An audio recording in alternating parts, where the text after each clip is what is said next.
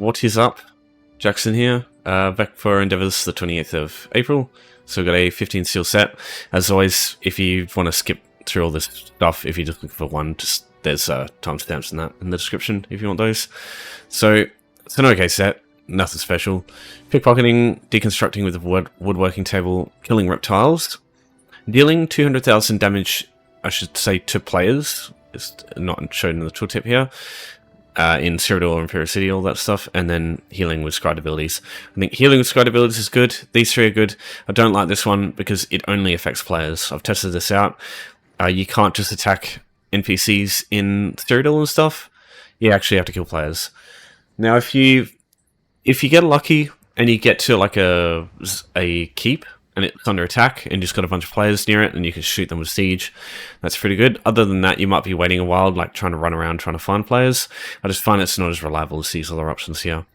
So I'll just start with healing with Scribed Abilities. This one is remarkably easy, just requires a little bit of setup to do for the first time. Unlike the one yesterday with Scribed Ability damage, this one's a lot easier. So all you're going to need with this is basically just do the first two quests. You've got the second area of scribing, and then you've got the wing of the Intric. The two, you can't choose, you can choose what you do next after that, but they're the two first like main ones you have to do. So you'll get Wield Soul from second area of scribing, and then Wing of the Intric will give you the healing focus and the Sage Remedy subscript or signature. Now, if you go further and you complete the whole quest line for the scribing, it's good because that will also unlock Vitality, which is something else I suggest. You have to complete the Wing of the Dragon to get access to Vitality, I believe. And Vitality can be found Reaper's March roll car. Found this spot here. There's like a section behind the Mage's Guild up the stairs. You'll find a just a scroll there that you can use, and then you also want to look at Wayrest in Stormhaven. This one here, this one has Druid's Resurgence, which I also quite like for doing this one because oh yeah, sorry, I have to go through it here. So if we go Wield Soul, so yeah, healing, Druid's Resurgence because it gives you resources back. I prefer having a bit more resources quicker. And then Vitality, because that increases the healing done by quite a significant margin. If you don't have that, just use Resolve or whatever's available, and that'll be fine. But yeah, it'll just mean that you can. It just takes a little bit longer. Wield Soul, healing, Sage's Remedy, Resolve, and you'll have these as soon as you complete Wing of the Intric. It's really easy from that point. Now, the other thing you're going to need is an ability that costs you health. So there's a couple of these. So, Blood Altar is the easiest one you're going to get access to. If you're level 10, go to Glenumbra here, go to, Glenumbra, I got it right. I was thinking Vocal Garb for some reason. Rosie Line here, there'll be a Orc lady over here you can speak to. Oh, sorry, over here, near the tribute player. Accept the quest from her, and what that'll do is it'll unlock the Undaunted skill line. You'll have Blood Altar straight away. And you can, all you do is just cast that a bunch of times, and that will take away health. If not, if you have a Nightblade that's like quite high level, you can get siphoning attacks. This is my personal favorite because you can just spam this to take away all your health, and then you get all your resources back after you use your healing Scribed Abilities. So that way you can just convert health to resources and then resources to health. So you can just symbiotic. There's also another good one from Vampirism, Blood Frenzy. This just takes away health every second, but also gives you weapon and spell damage. So if you're not familiar, weapon and spell damage increases your healing done as well. So it's just good to use as well, because it speeds it up. There we go. So the reason you need this ability that takes away health is you can't just... If you try and heal just using a Scribed ability, nothing will happen. The health actually has to be missing for it to work. And that's why you want an ability that takes away health, because all you have to do is use the ability to take your health away, and now we just heal, and that way it will work. So that's why I like Frenzy too. So it takes away your health gradually, and while that's going on, you start taking away your health with Siphoning or Blood Altar, and it just speeds it up because it increases your healing, and it also damages you while you're doing other stuff. So it's just that autonomous thing, and that's it. So just keep doing that, and as you can see, we're already halfway through it. So super duper quick to do. Just as I said there, just requires a little bit of preparation. Okay, so woodworking deconstruction. With this one, there's three main ways to do this. There's the simplest way, like just crafting them here. So get some sand and maple and some star materials. Sand and maple you get from guild stores. Star materials you can get from the carpenters that are usually around the crafting stations. As you can see here, you can see crafting star materials. And then just craft either 10 bows or 10 staves. Just anything that isn't a shield, just because a shield costs twice as much maple. And, you know, you don't want to spend twice as many resources doing the same endeavor. So yeah, either one of these, craft 10, and then deconstruct 10, and that'll be your thing done. Oh, probably accidental multicast there. So the other two ways are very similar. It's just one is stealing them, and then the other way is just not. But the non-stealing way I find sometimes I struggle finding 10 items. But it's easy to use that too. So with the stealing version, you want to come to Vocal Guard into the sort of crafting section, or the guild section too. So you've got Crystal Vial, Aegis of Oriel is good, Fighters Guild is good, and Bright Steel. These are all good because they you've also got Staff of Lycaon, it's got a few staves. So all this stuff has woodworking items that you can steal. So the first example is this one here this is Crystal Vial, yeah, sorry. So you've got 3 staves here you can steal. Weapons out in the open are just weird. Sometimes they don't spawn. It's totally normal. So we come to the Fighters Guild. There's 4 shields here. They all count as woodworking items. So you've got 1, 2, 3, and there's one here as well that's missing. So that's another group there. You've got a shield here. But if Melinith is here... I do wonder. Because, yeah, like she doesn't snitch, apparently. So, yeah, just make sure you're still there, and apparently she's a figment of your imagination. There. And then, if we come to Bright Steel Armory, there'll be a bunch of bows you can steal. I think there's 5 in total in this room. You got 1 bow, 2 bow, 3rd bow there, and then 2 bows here. So that's... oh yeah, there's 6 actually. I never noticed. So yeah, there's 2 there as well. I don't think there's any bows on that in those weapon racks. But yeah, so 6 options there as well. So you can get this done for free, literally, if you're just a bit patient and move through these places and just grab all the woodworking items. So if you go into Stuff for Lycaon, this weapon rack over here also has some staves. By the way, this is tier 5 Ultima, also known as Ancestral Ultima, but they're actually different. The Ancestral Ultima staff is actually different to that one. They have like slightly different appearances. Yeah, originally there was like the master weapons. These are all tier 5 racial styles, if you weren't familiar. So this is like the Breton staff. That's the Dark Elf staff. They look a bit different to the tier 4 stuff that you can get. So yeah, I just thought that might be interesting to people. And the lightning staff is Ultima.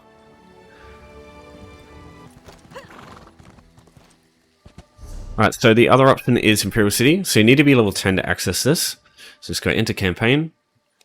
Sometimes there won't always be items, but the thing about these is you can grab a couple of items that are like easier to stealth steal in Oridon, and then you come here and just take the rest. So in Ordinary, you've got 2 over here that you can steal. I think there should be a staff around here somewhere. Yeah, there's a staff. Yeah, there should be another weapon rack somewhere around here. Yeah, here we go. So, got a shield.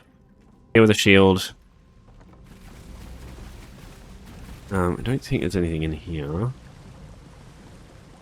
I know for one of the other alliances, the Imperial City area, the ladder room has a shield. Has 2 actually, I think. In here, I don't think there's any. There'd be a couple in here though. This is the armory room. So just check the bench. So yeah, you got a bow there. Oh yeah, a couple of bows there too. Probably there as well. Yeah, you get the idea. You can run through these places, find a bunch of woodworking items, and just deconstruct them too. And in the ordinary one, you can just find the deconstruct station here. So if we just get these, and then these, that's 9. Yeah, I'll stick on that. If you find stuff in the wild, you can use them too. But yeah, you get the idea. So just deconstruct a bunch of those and go about your day. And what you can do is, when you exit, wherever you end up, it'll take you back to where you were before. Come back into this menu and just queue again for Imperial City. And because going out there is counted as leaving the zone, everything in here will reset. So these things here will have more items. So if you don't mind taking a bit longer doing this one, you can just come in here again and just do the same thing and just repeat it until we get the endeavor done. Yeah, just come out this way and it'll take you where you were. Just be careful because there's two doors there. One of them leads out into the PvP area. Let's make sure it says exit. Alright, pickpocketing. So this one will be a little bit of a bashing your head against the wall basically until you get it done. You are likely going to get a bounty, so just keep that in mind. Usually Vocal Guard's a pretty good place to do it. These acolytes here, they're relatively easy to steal from. Got a couple of other options. In the Alika Desert, I like Bergama, because less people tend to come here and either murder them like fucking people do here, or just less people stealing from them. And there's some easy people to steal from there. So the way to understand pickpocketing, whenever it does that green, like you hear the ding noise, that's when you take stuff. So I might need to be careful here with the guard. Okay, that's fine. So ding, now steal it. And that's literally all there is to doing it. Now, as you can see here, one of the issues I have with this one... Yeah, so that's one of the issues I have with the pickpocketing. People just come through and kill the people you're trying to pickpocket. And you can't pickpocket dead bodies, unfortunately. So, we got one here. Okay, so here's the issue with pickpocketing. It's all just chance. Sometimes you'll get it, sometimes you won't. If you're really high in leisure domain, it's going to be a lot easier. But if not... Oh, God damn it, yeah, see? Now, one thing to keep in mind is you can steal from guards, because players can't kill guards. But they're harder to steal from, and if you mess it up, you do have to deal with the guards, and they're not the easiest thing in the world. So, just waiting. Ding! Just pickpocket. Don't stand too close to the guards, because they'll stop you. Okay, cool. So we got that one. Just had good luck there. So there's 3 things you can do to increase your pickpocketing chances. One is to be a Khajiit. One of the passives here, I think it's the flare passive, just gets 5% extra pickpocketing chance. The ding noise that is made when you go behind people and just wait a certain amount of time, that one increases it by 20%. And then leisure domain is the main way you're going to increase your pickpocketing. So there's 4 points in this passive here, Light Fingers, and the last passive, as you can see there, increases it by 50%. So that's very significant, and it ramps up pretty quick there, as you can see. The only issue is getting to Light Fingers 4 out of 4. It takes fucking forever. This passive takes ages leveling up. So just pick one character to do this with. Just do pickpocketing on them and them only, and just... Because every time you pickpocket, it increases your leisure domain, or when you successfully pickpocket. So the other ways to increase it is to sell stolen goods or launder stolen goods. Pretty easy way to do that if you have Necrom is to... I mean, now's probably a bit good time as any, because it's the weekly for stealing items from the environment. So Necrom's a great way to get it done, because you've got the underway... The underway? Yeah, the Necrom underway. So in the Outlaws Refuge, you go to the northern exit, and it takes you to just a hallway full of urns. And then Craglorn's very similar. It just takes longer getting the amount of items. This room here, I like using this one, the Gem and Flask. If you don't care about bounties, though, you can just either go into Vocal Guard and just steal everything in these rooms, like Aegis Voriel and the Fighters Guild and stuff. Or you can go to Shadowfen and do the same thing, but there's like the 3 stalls here, just full of shit. So you can take those and go to the Outlaws Refuge and still launder them too. Yeah, any of those ways is good for leveling up Legerdemain. I will be going through those in the weekly as well, just so we're clear. Okay, so last up, reptiles. Crocodiles are probably going to be the most overland heavy reptile that you're going to find.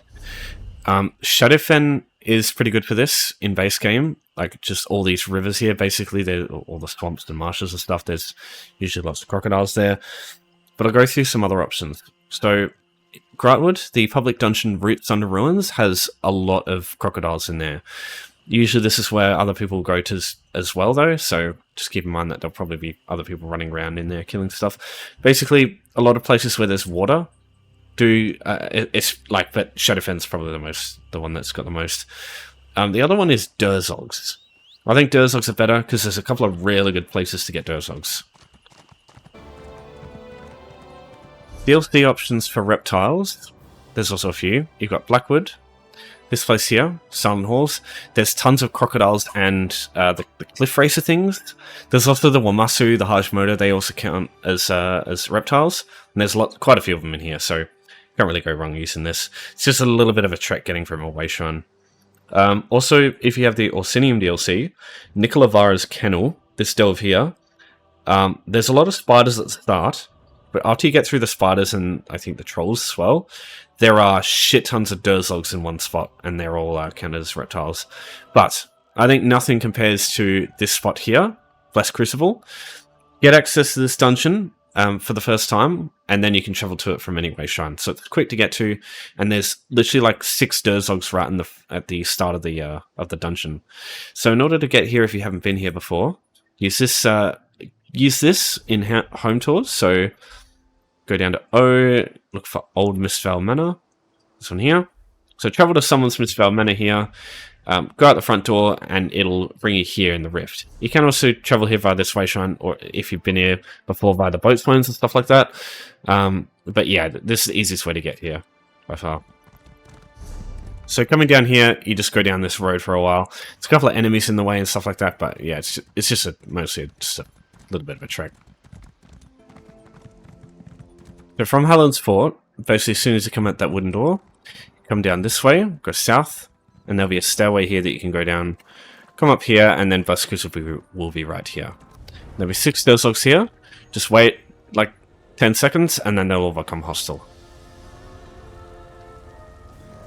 And there we go.